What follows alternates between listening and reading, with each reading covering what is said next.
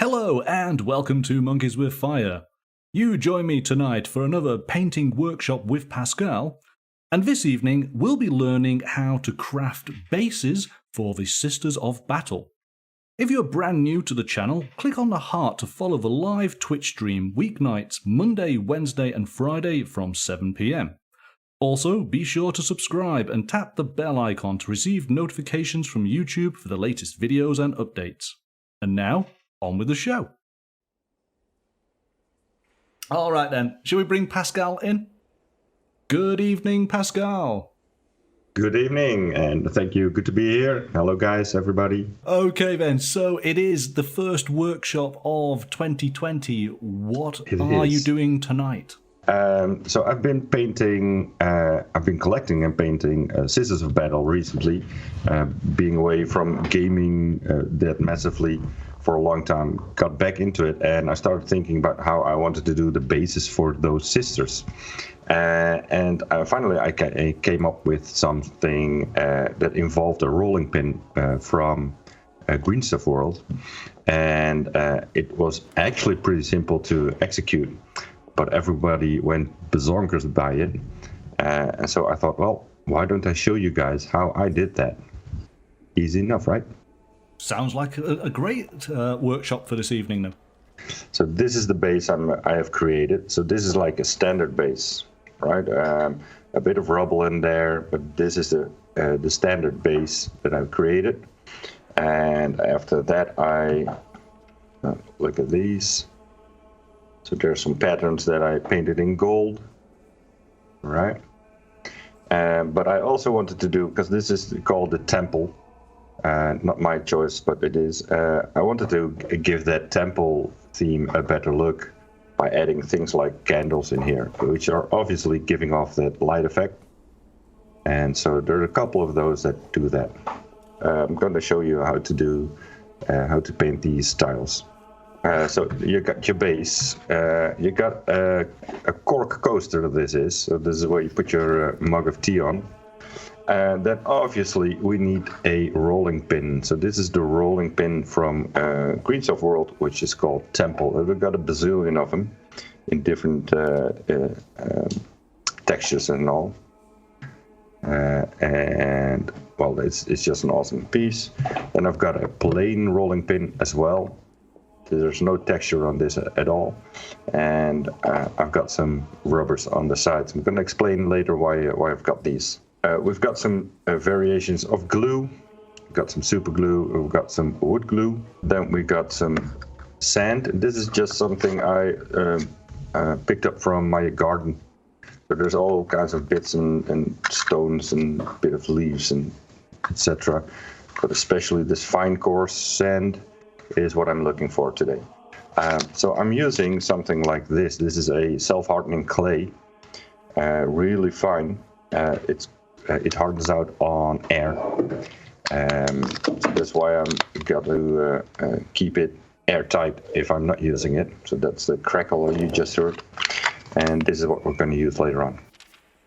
So before I start, I've got two kinds of glue. Your super glue, which is fast and easy. You got your wood glue, which is less fast, but as easy. When you're working with cork, I rather use wood glue. And what I'll do is I'll just put in a dot like that. I'll smear it out. Then I'll take the cork and I'm going to put it somewhere on there. I'm leaving some around the base, so I'm not really shoving it right next to it, but just a bit overlapping. So now I got this. This is still, I can push it a bit, but it's already good enough. What I can do is just break this off somewhere around the trim, but it doesn't have to be exactly. It can be a little tip off. This may be a bit too much because it's not useful in play, but something like this, and it's all good. Is where I used the leftover bits, and I glued two pieces together like this. Now you see this crack here. That's not a problem because I'm going to put something on top of it, and that crack's going to be gone. So this is step one. This one is still drying, so I'm going to put that one away. So I'm going to work on this one. So I'm going to put this aside for a second. I'm going to create some room because now I've got to prepare the clay. First of all, I'm going to use this plain roller. And I've got these rubbers on the side, and these rubbers are equally thick. They're about 2 millimeters thick, and these are going to be guidelines that I'm not going to thin with my rolling. And it will help me to create a nice even surface on this. But this is good enough. It may be a bit bubbly, but not too much. It's quite nice, quite evenly thick. And I'm going to take the rolling pin. There we go. Press fairly hard. And there we go. That's just too easy. And that's all there is. The thing is, this is have to set for about 24 to 36 hours.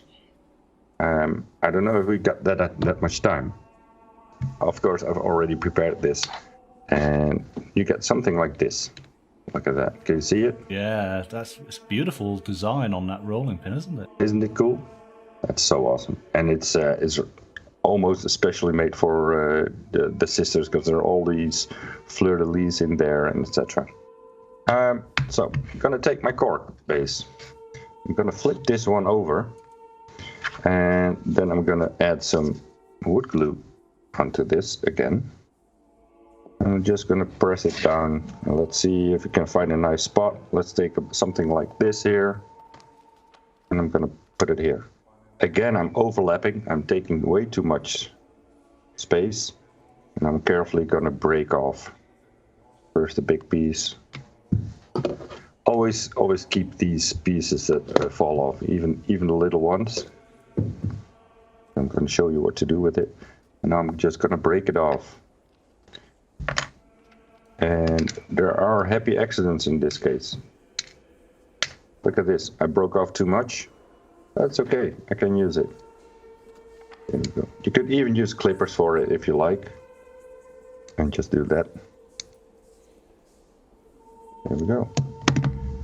And, well, this is your base.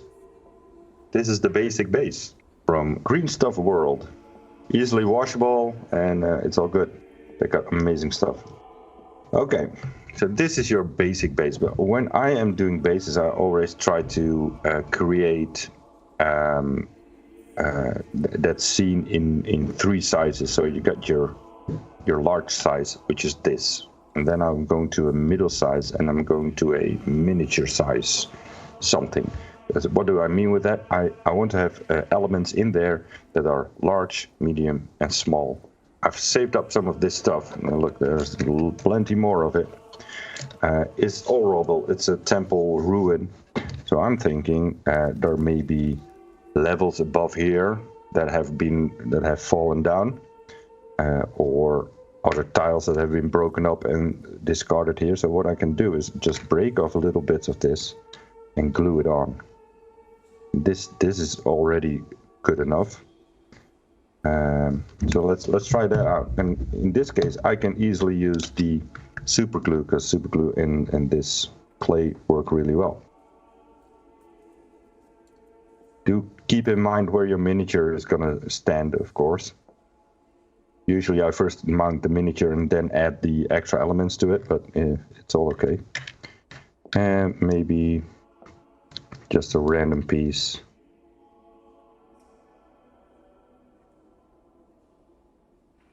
Like that. It's as easy as that. So if you got stuff like I have, like the candles, or I've got a couple of figures that have a discarded book around, lying around. You can add some skulls, etc., etc. All these tiny elements, these are your mid-size elements. These are going to create some story to your base. After this, I'm going to create the miniature size. So you can do this with both the wood glue as the super glue. I'm going to put some on the edges here. This is where sand will accumulate, somewhere around there. And it's not only sand, it's fine rubble actually. Boop. Tap it off. And there you got your sand. This is basically it.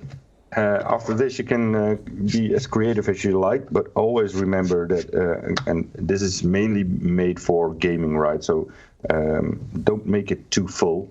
Don't make it packed with all kinds of stuff.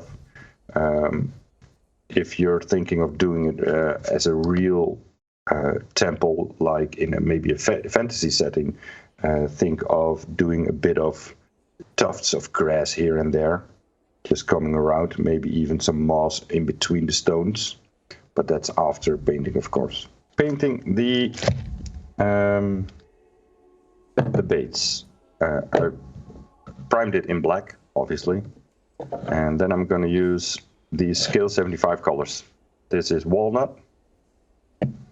There's Iroko, and I've been using this so much that the name has faded already. There's birch, like the tree, and some pure white. Finally, I'm using strong tone, and maybe even, depends on how it turns out, maybe even some dark tone from Army Painter. All right, so these are the colors. Let's do some painting. So first of all, I'm going to take that walnut. So I'm going to paint all the top of the flagstones, but like spaces like these where the flagstone is gone or in between, if there is enough space for my brush to be in between, I'm going to paint it in as well. So I'm not going to leave it black all. It might look a bit blotchy right now, but I always do this in two passes. I'm going to let this dry first.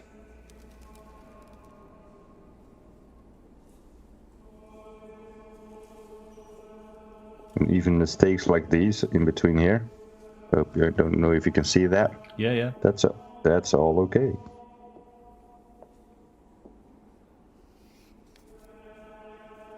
Like here, I'm trying to paint in between and try to leave as much as possible like a black line next to it, so that it's still divided from the flagstones.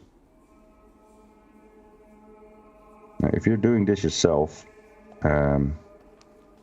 obviously with little details like these fleur-de-lis or like this part, you can choose to do it in a completely different color, like a faded fresco or something, or turn it into gold if you like. And the fun thing is, even if you do not create a nice even surface on this, it's okay, because if it's a ruin, it's okay that it's not nice and tight and neat and all in the same color. Those flagstones should be weathered, dirty.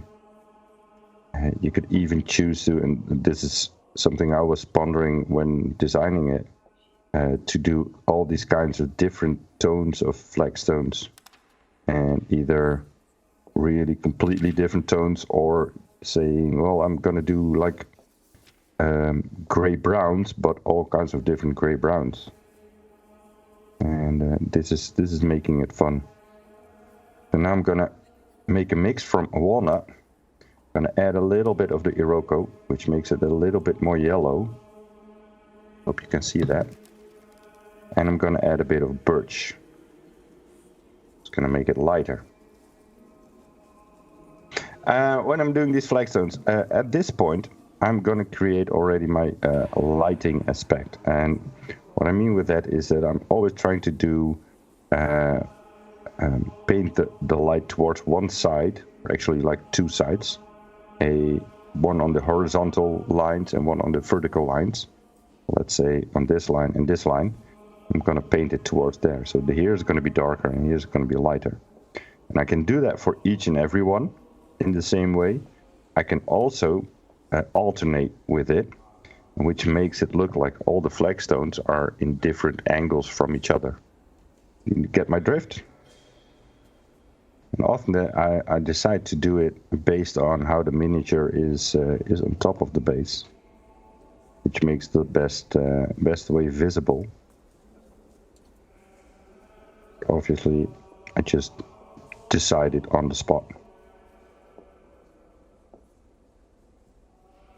I mean, this first layer, it's okay if most of the underlying layer is gone.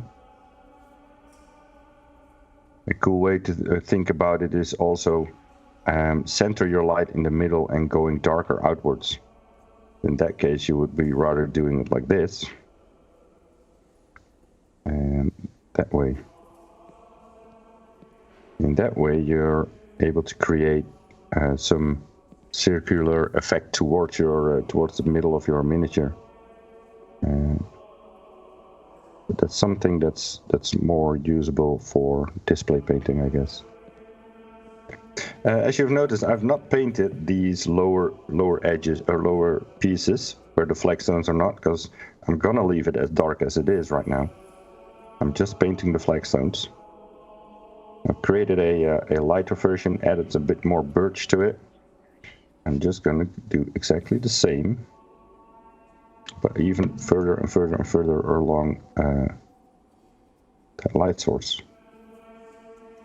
And in cases like these, where the edge is really hard, I always come back to the previous color and just blend it in.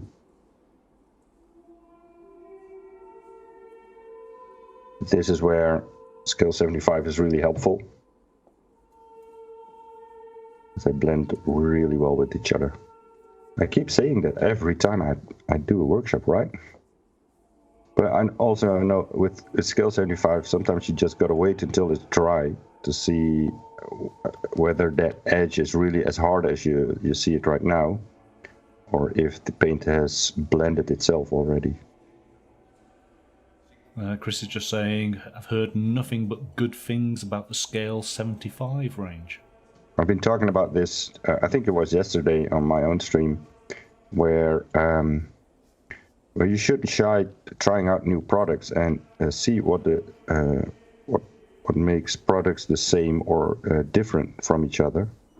I was talking about this in regards to Alpha Paint, sorry, the Instar Alpha Paints. That there are a lot of paints out there that are somewhat similar to each other. Maybe the range of colors is different, but the way they work is somewhat all the same.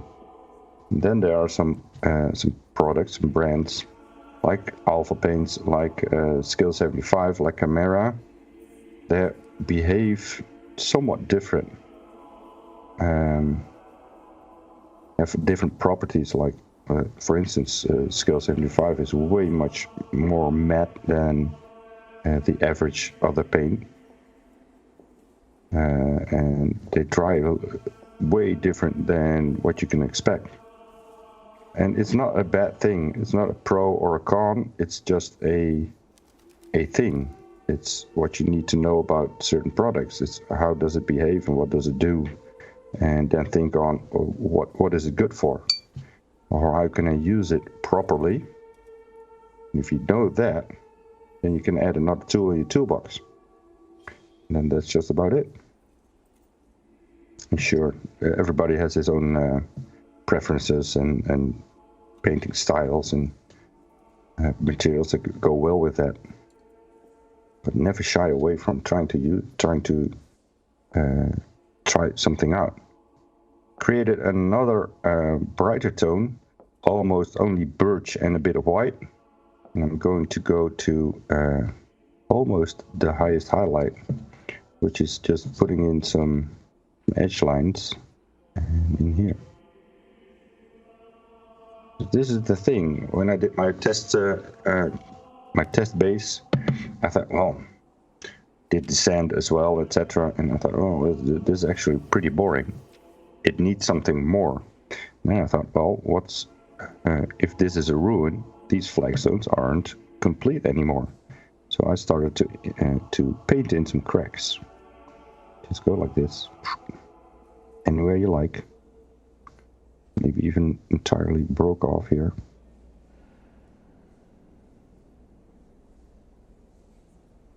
But this is important. If you're doing something like this and you've got a really bright edge light in here, make sure to break that edge light as well.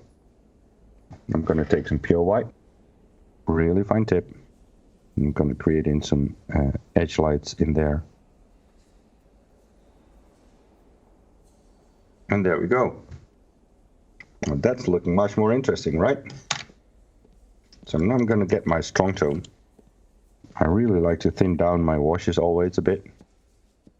I'm carefully going to place it in between the flagstones. And this is actually just a phase for me to rectify any mistakes I did earlier, where I colored outside of the lines, so to say. So now for the sand, I'm going to do some dry brushing. There's hardly anything on there. And the thing is, like most people dry brush with way too much paint on their brush and then go all the way, right? But I'm hardly having any paint and I'm going in like circles. It's like a push and twist motion actually. So I'm going to do the final part is the cork here, and I want it to be in somewhat the same colors as the base, but in this case I want it to be darker, much darker, because this is less important than this part. So I'm going to start off with black brown. This is such a cool color. It almost looks like black, but it easily enough turns into a brown. Load up a lot of paint. I really don't care. Actually, this is not true dry brushing, but because it's already so dark, you'll hardly see it anyway. And if you want to be artistically correct, you should in this case you should dry brush from up to down as the light comes up like this. So underneath here it should be darker. And you will not see it with this color just yet. But when I start to brighten up that color, as you can see, it's only from up to down, upwards to downwards, this motion. And this is, in dry brushing terms, really wet still. There's a lot of paint on my brush. One final step. Luckily I still got some black in here. And it's tidying up the rim of the base. And voila. And awesome, awesome stuff. Right then, I think that probably concludes tonight's stream. Slightly shorter than usual, but yeah, and I guess until next time, have a good evening, and we'll see you then. Bye guys, have a good night. Cheers. Bye. Okay, and so our thanks to Pascal for doing tonight's painting workshop, crafting bases. But until Wednesday, bye for now.